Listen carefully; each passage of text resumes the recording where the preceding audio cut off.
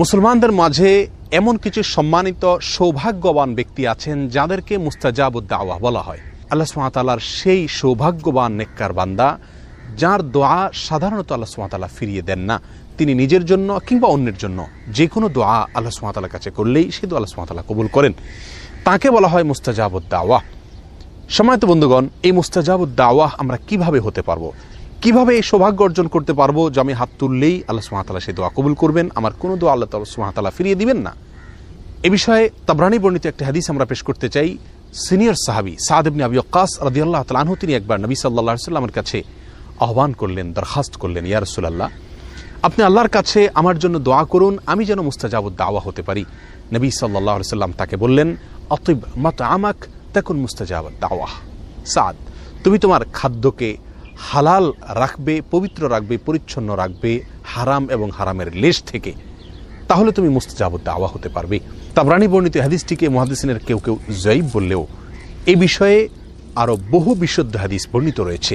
সহিহ মুসলিমের এক হাদিসে নবী সাল্লাল্লাহু আলাইহি ওয়াসাল্লাম ইরশাদ করেছেন যে একজন ব্যক্তি অনেক সময় দুর্গম পথ পাড়ি দিয়ে অনেক দূর দূরান্ত থেকে মক্কায় আসেন, ধুলায় মলিন অবস্থায়, চুল এলোমেলো অবস্থায়, ক্লান্তি এবং সকল কষ্টকে উপেক্ষা করে তিনি এসে আল্লাহর দরবারে হাত তুলেন, দোয়া করেন মক্কায় এসে, বাইতুল্লাহ এসে, এবং তার চাওয়াগুলোকে পেশ করে থাকেন এবং এমনভাবে চান যেন আল্লাহ তাআলা তার দোয়া কবুল করবেনই করবেন।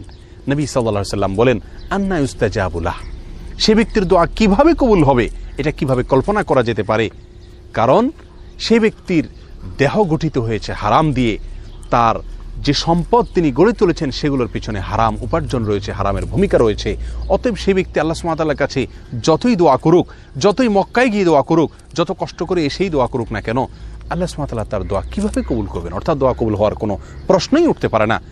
সম্মানিত বন্ধুগণ, এই হাদিস আমাদেরকে যে বার্তা দেয়, আমরা যদি মুস্তাজাবুদ দাওয়া হতে চাই, আমাদের দোয়া আল্লাহ সুবহানাহু ওয়া তাআলা ফিরিয়ে দিবেন না, সকল দোয়া আল্লাহ তাআলা কবুল করবেন, এটা যদি আমরা চাই, তাহলে আমাদেরকে সর্বপ্রধান এবং মূল যে বিষয়টির প্রতি খেয়াল রাখতে হবে সেটি হলো আমার খাদ্য গ্রহণ এবং যে কোনো উপার্জন যেন সম্পূর্ণ হালাল হয়। সাদ ইবনে আবি ওয়াক্কাস রাদিয়াল্লাহু তাআলা আনহুর একটি বকরি ছিল।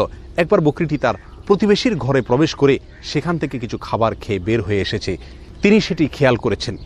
বিষয়টি তার নজরে পড়ার পরে দীর্ঘদিন পর্যন্ত আর তিনি ওই বকরির দুধ পান করতেন না, অথচ নিয়মিত তিনি সেই বকরির দুধ পান করে থাকতেন। কেন দুধ পান করা ছেড়ে দিয়েছেন?